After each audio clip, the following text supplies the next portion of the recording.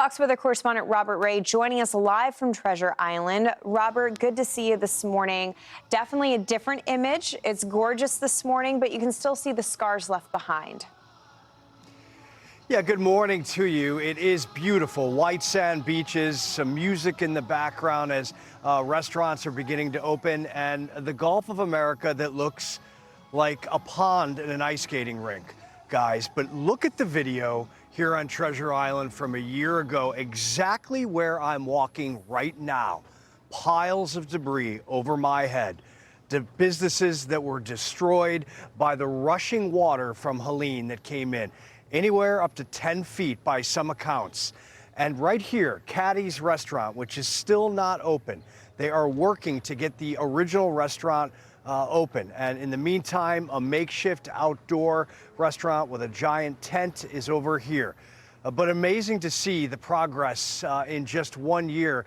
And yet, if you walk around some of these barrier islands outside of Tampa, from St. Pete to Bradenton Beach to Treasure Island to all these multiple communities, and you talk to folks, well, you get different reactions. Some think the progress is strong, others think it's too slow. And then there are others that have abandoned even trying to rework their homes, and they're up for sale. That's what you get after a Category 4 hurricane impacts the entire coastline, quite literally, of the peninsula of Florida.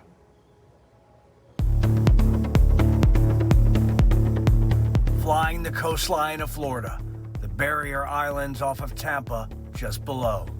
Beachside communities and sprawling neighborhoods. From the air, everything seems quite normal.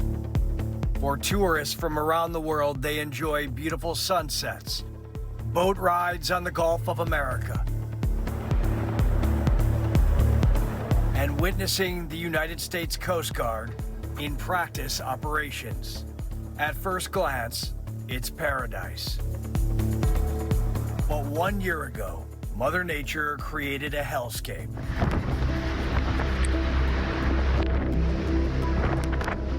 Hurricane Helene made landfall in the Big Bend region of Florida on September 26, 2024. A Category 4 hurricane with sustained winds of about 140 miles per hour. Helene was the strongest hurricane on record to strike the Big Bend region. Seen a lot of bad storms on this river and seen people recover from a lot, but I've never seen anything to this magnitude, not even the storm of the century or any of the hurricanes. Storm surge was catastrophic. In many coastal areas, especially in the Big Bend, surge heights exceeded 15 feet in many places. I mean, the surge here could be 15 feet. Yeah, maybe even more, yes, sir. Which is, you know. Just keep moving my ass up the road. And it wasn't just Helene's landfall.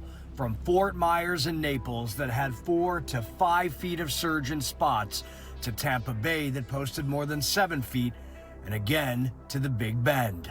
As soon as I get my shutters up and my sandbags in, I'm probably out of here myself.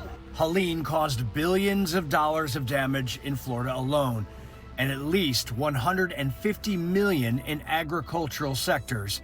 That's according to the USDA. It has shown how strong and resilient a small community can be, like Fort Myers Beach and Sanibel and other barrier islands that have been hit over the last couple of years up and down the coast. But we certainly hope for a calmer season this year. In Florida, 34 deaths are attributed from the catastrophic impacts of the Category 4 storm. These people are resilient. They don't have quit in the vocabulary. Everybody around here will pull together and get to work. Let's send this their way. Let's help them with food. Let's help them with necessities. Let's go give a helping hand and send waters and give them a hot meal. There would have been people, didn't have food if it weren't for the people who took their time and money to send the things and bring the things they did. Despite the trauma and hardships, time heals everything. Sometimes you have to go through the pain and heartbreak so that you can get to the other side and come out on top. And people from the Big Bend Nature Coast to here in the Tampa area, Barrier Islands, down to Naples and Fort Myers, all still reeling and helping each other, helping neighbors. American flag planted here on the beach in Treasure Island, indicative of helping each other and trying to be as patriotic about it as possible. But you know what? It's not easy, and that is a fact. Meanwhile, all eyes on the Atlantic right now with the hope that we don't get a brush here in Florida with one of these systems, and certainly the hope that the Gulf of America does not produce yet another hurricane like Helene and Milton last year. Back to you.